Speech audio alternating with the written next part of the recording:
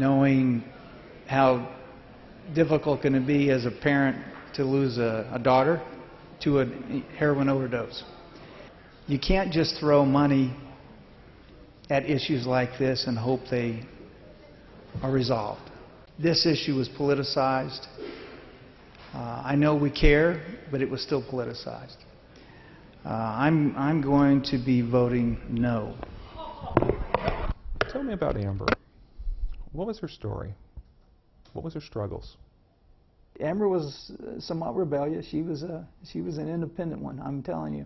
Nobody told her what she was going to do. I have no idea where she got that streak, but probably not her mother. But you know, she struggled with what people thought of her, and she was, you know, there was times she was a little bit overweight, and people would tease her, and you know, she didn't handle that real well. In fact, there was a lot of things in life Amber didn't handle real well. She was very sensitive, and she was rebellious.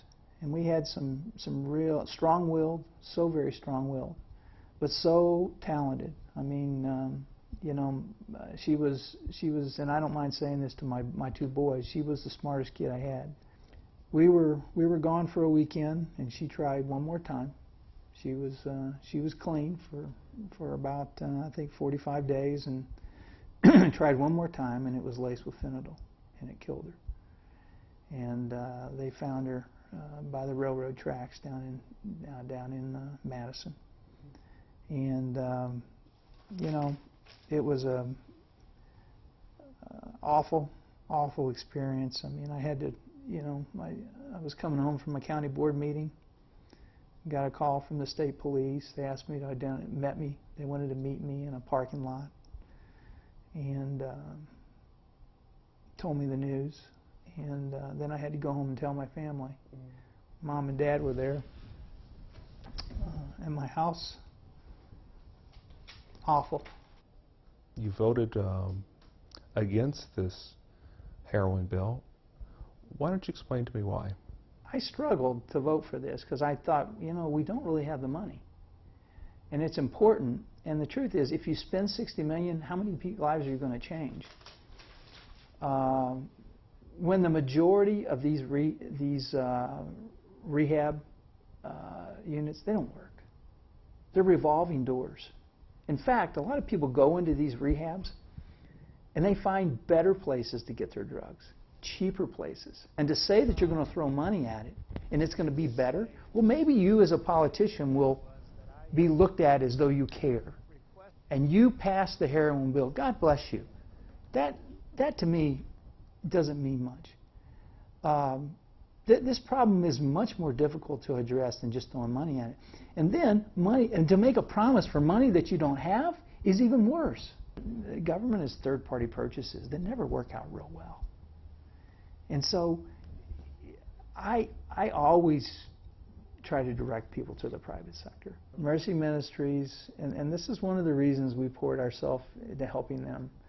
They had just opened the home in Fenton, which is only 25 miles from here.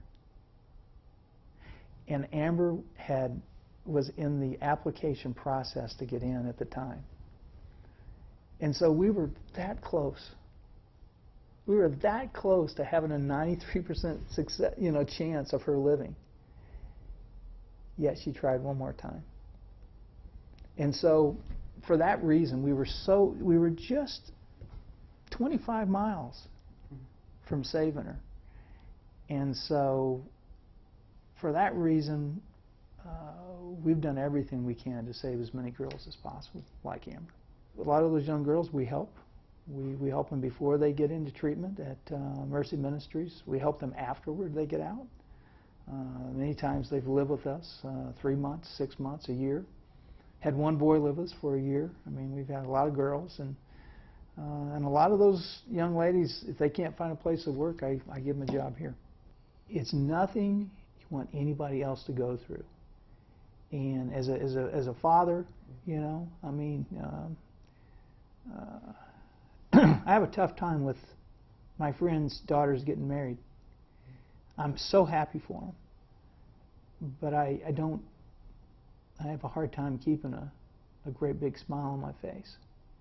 Because it's sad sometimes, thinking, you know, you never got to do that for your daughter. I've lost everything. Nobody can take anything from me. And